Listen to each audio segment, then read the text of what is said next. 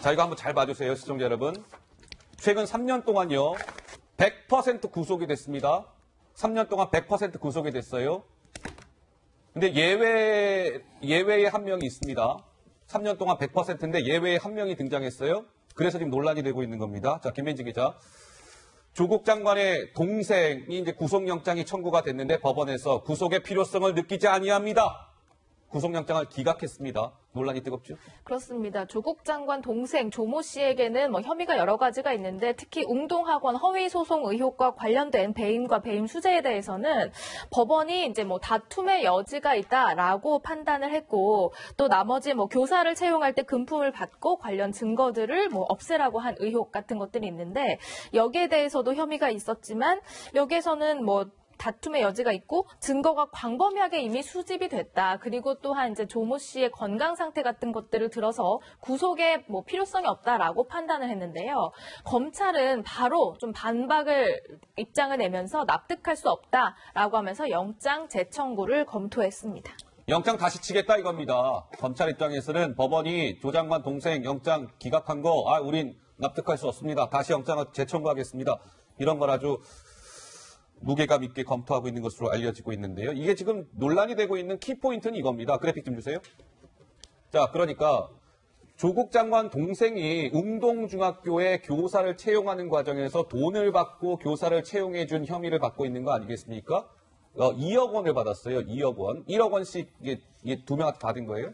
그러면 조국 장관 동생한테 1억 원씩을 준 그 두 사람 있잖아요. 그 전달한 사람들은 지금 구치소에 있어요. 구속이 됐습니다. 그런데 각각 1억 원씩 2억 원을 최종적으로 전달받은 조국 장관 동생은 정작 영장이 기각이 된 거예요.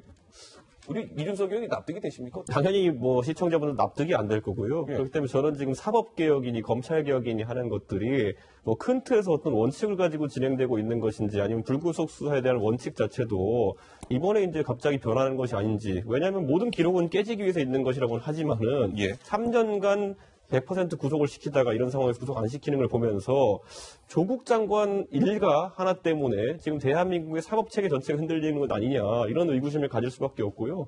저는 특히 건강 상태에 대한 부분을 이제 좀 다소 넓게 인정한 것 같은데 이게 정경심 교수가 지금 조사받으면서 계속 주장하는 바와도 일맥상통하는 부분이 있기 때문에 사실 이 일가가 처음부터 짜온 전술이 이게 아닌가라고 할 정도로 매우 상황이 비슷하게 돌아가고 있어서 앞으로 정경심 교수에 대한 어쨌든 구속영장 청구 혹시 있다고 했을 때 그 결과가 비슷하게 나온다면은 정말 특이하게도 대한민국 사법부의 원칙이 이 일가를 수사하면서 바뀌고 있다라는 인상을 지울 수는 없을 겁니다. 자, 조국 장관 동생의 구속영장이 기각된 것과 관련해서 정치권의 논란, 그 여지는 오늘도 계속됐습니다. 잠깐 목소리 듣고 오시죠. 한마디로 비정상의 극치입니다. 그동안 구속심사를 포기하면 100% 구속영장이 발부됐었습니다.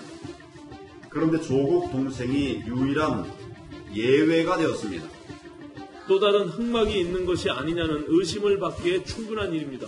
정경심 씨의 영장 청구에 대비해서 건강 상태 운운하며 가이드라인을 친 것이라면 이것은 제2의 사법농단 사태로 발전할 수 있는 문제라는 것을 분명히 경고합니다. 저희 이번 주제 제목이 이거였잖아요. 3년간 100% 구속됐는데 점점점 바로 이겁니다. 이 내용이에요. 자, 2015년부터 2017년까지 서울중앙지법 자료를 보면 피의자가 영장실질심사에 불출석한 사례가 32건이 있었습니다. 기각 사례는 0건이에요. 조국 장관 동생은 영장심사를 포기했습니다. 그래서 법원이 자료만 가지고 영장 발부 여부를 결정했는데 결국 이제 기각이 된 겁니다. 판사 출신 변호사 말하길 영장심사 출석 포기도 이례적인데 이 영장이 발부되지 않은 사례는 더 찾기 어려울 것이다. 김효성 보좌 어떻습니까? 저는 일단 사법부, 여기 나와서도 매번 얘기하는데 이제 사법부의 판단과 관련돼서 여야가 지나치게 과하게 자기 입장을 내는 거는 바람직스럽지 않다라고 봐요. 그러니까 예를 들면 명재건 판사 같은 경우는 조국 그 장관 수사와 관련돼서 압수수색 영장을 계속해서 발부했다. 그래서 한동훈 검사와 동기다. 그러면서 이제 비난을 받았던 분이시거든요. 예. 근데 지금 또 이거 구속영장을 기각했다고 그래서 완전히 지금 완전히 그 비난의 또 화살이 다른 쪽에서 다른 진영에서 오고 있지 않습니까?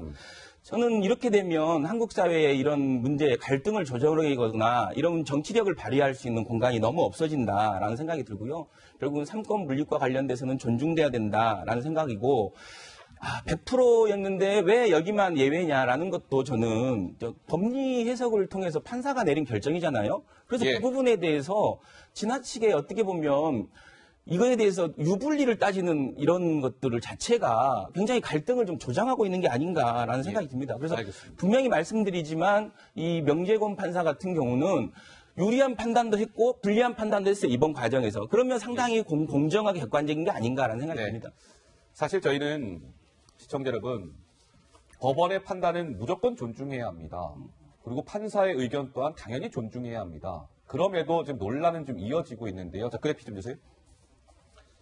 이번 이제 조국 장관 동생의 영장을 이제 기각한 판사가 조금 전에도 뭐 이름이 등장했습니다만 명재권 판사라는 분입니다. 9년 동안 검사로 근무했고요. 2009년 판사로 이제 전직을 했는데 지난해 8월 영장 전담 부장판사로 임명이 됐습니다. 박 의원님 하실 말씀 있으시다고요? 통상 법원의 정기 인사는 2월에 있습니다. 그리고 서울지법의 영장 전담 판사는 3명이었습니다. 예. 그런데 작년 8월입니까?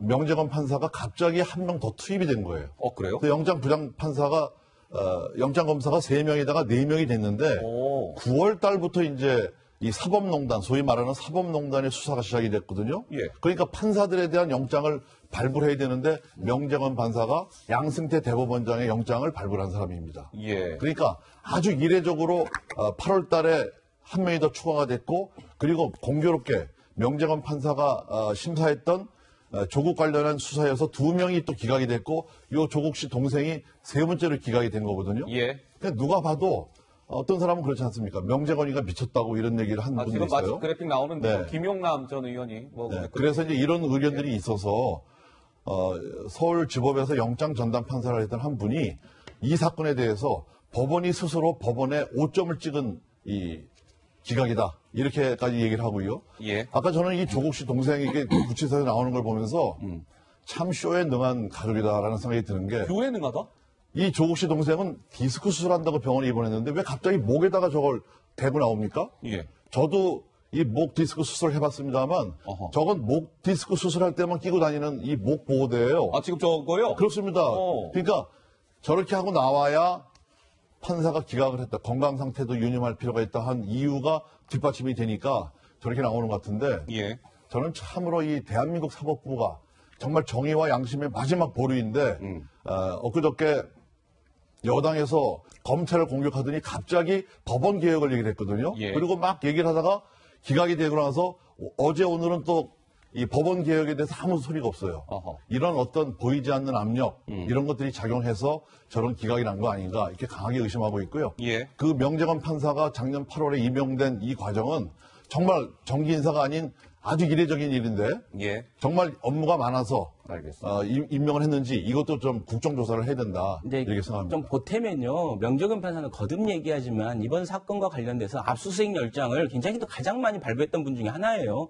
수용했던. 그래서 결국은 그쪽 자유한국당이나 보수 세력한테 한동훈 지금 부패부장하고의 검사와 동기라서 명재권 판사가 둘이 이렇게 꿍짝이 잘 맞는 거다. 예. 뭐 이렇게 얘기했던 분들이에요. 그래서 지금 상황에서 저는 판사 작년 8월에 인사 난 걸 가지고 지금 조국 장관 이걸 막기 위해서 검사 출신의 판사를 만들었겠습니까? 그래서 저는 거듭 얘기하지만 사법부와 관련된 얘기와 관련돼서는 상당히 신중하게 할 필요가 있다. 지금 우리 한국 사회의 갈등에 있어서 마지막 남은 도로가 아닌가 싶습니다. 알겠습니다. 자, 어쨌든 이제 언론의 입장에서는 뭐 약간의 좀 분석과 뭐 이런 게 좀 필요하니까요. 자, 어쨌든 조국 장관 동생에 대한 영장 기각 사유가 이제 있을 텐데, 자 김민지 기자, 약간의 논란이 있다는데 그건 무슨 내용입니까? 네, 앞서서 제가 설명해드린 기각 사유 중에서 특별히 논란이 되는 부분들이 있습니다. 뭡니까? 특히 이제 명재권 판사가 건강 상태를 고려한다라고 언급한 부분이 있잖아요.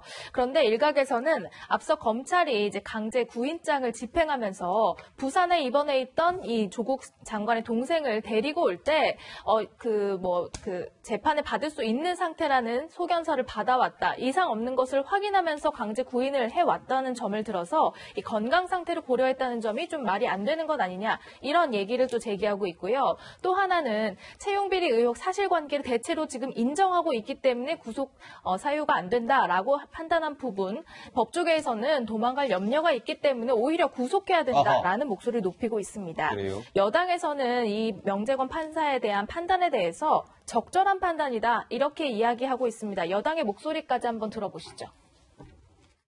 검찰이 이제 이 수사를 무리하게 하는 것에 대한 법원이 제동을 거는 거거든요. 검찰이 상당히 엄중하게 이 영장 기각 사태를 받아들여야 된다.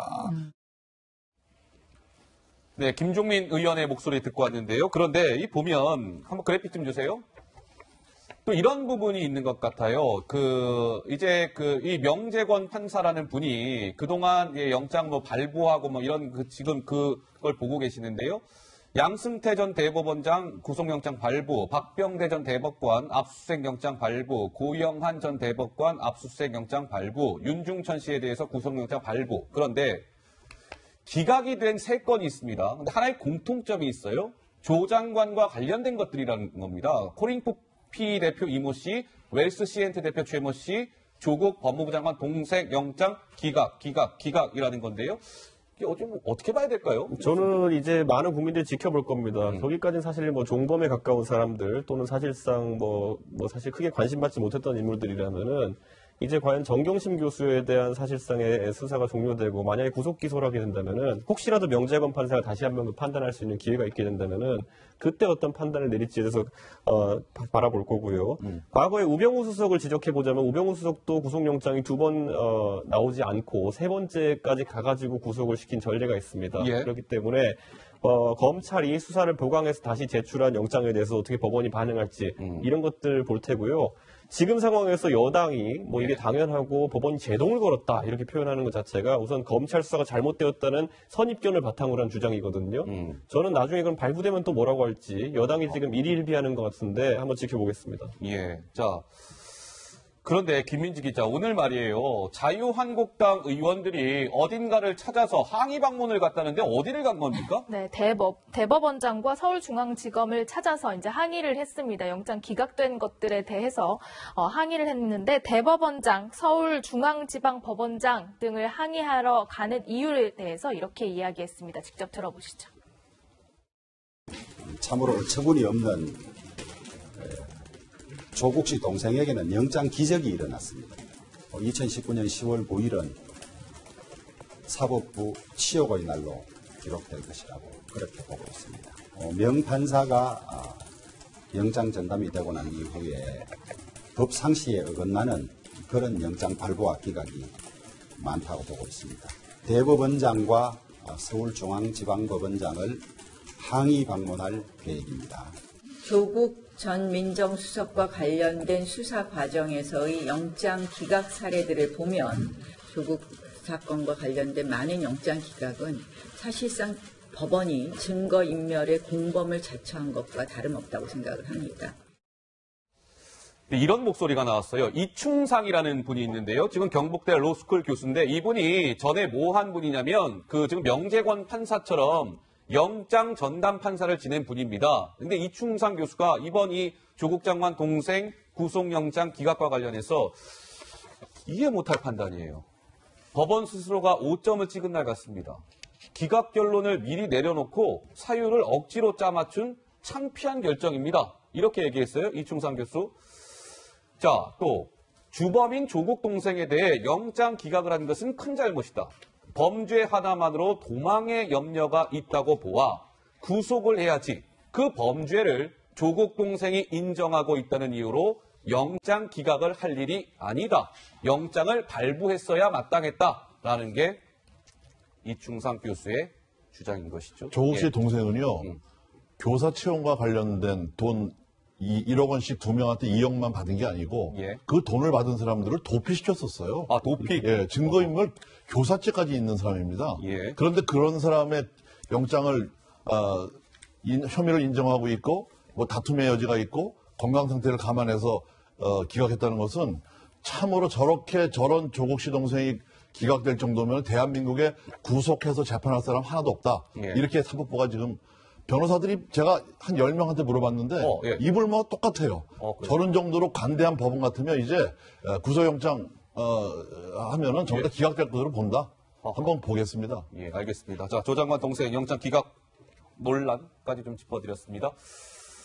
이번 주제는 유시민 이사장과 관련된 주제인데요. 자, 화면으로 확인해 보시죠.